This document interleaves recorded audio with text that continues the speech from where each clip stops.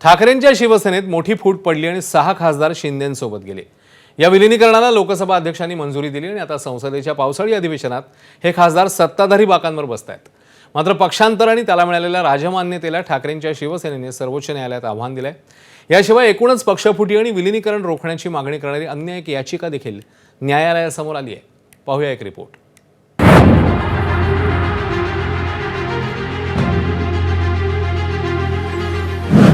खासदारांचं operation tiger कोर्टाच्या पायरीवर। फुटलेले खासदार, लोकसभा अध्यक्ष कार्यालयाला सर्वोच्च न्यायालयाची नोटीस।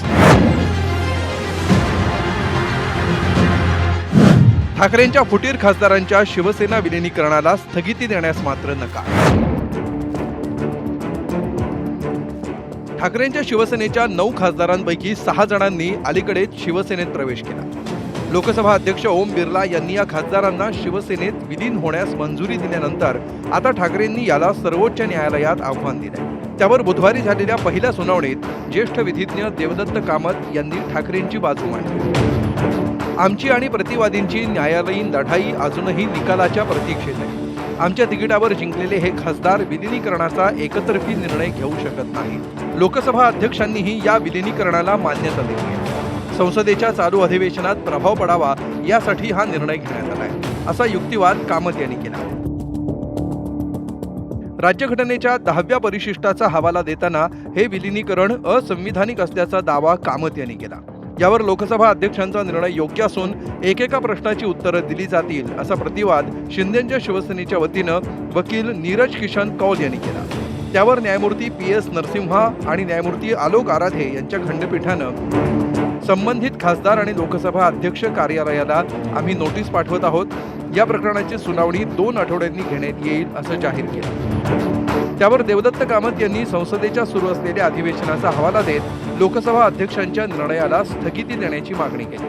मात्र प्रतिवादींची उत्तरं ऐकल्यानंतरच कोणताही आदेश देण्यात येईल असं न्यायालयानं स्पष्ट केलं। सर्वोच्च न्यायालयाकडून नक्की न्याय मिळेल अशी अपेक्षा दोन्ही पक्षांनी बोलून दाखवली। संलग्नता ॲपिलेशन, तर त्या संलग्नतेला धरून संविधानामध्ये कायद्यामध्ये कुठे तरतूद आहे अशी की 6 जणांना संविधानाने बसवता येईल?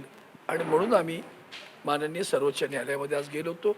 संविधानाला अनुसरून नसलेली नोटीस सूचना तिच्याबद्दल आपल्याला कारवाई केली पाहिजे, तिला स्टे दिला पाहिजे। कोर्टाने सांगितलं की आम्ही त्यांना नोटीस जारी करतो, 15 दिवसाच्या नोटीसचं उत्तर मागू आणि फायनल हिअरिंग 15 दिवसांत करू। बघा, शेवटी ही न्यायिक प्रक्रिया आहे। न्यायिक प्रक्रियेचं उत्तर हे द्यायलाच लागतं। एखादा मनुष्य न्यायालयात गेल्यानंतर नोटीस दिली जाते, त्याच्यानंतर त्याच्यावर योग्य ते पुढची कारवाई होईल, कारण ही कारवाई होत असताना त्या ठिकाणी लोकसभा अध्यक्षांची सुद्धा भूमिका महत्त्वाची असते आणि ते सगळे लक्षात घेऊन पुढची कारवाई न्यायालय करावी।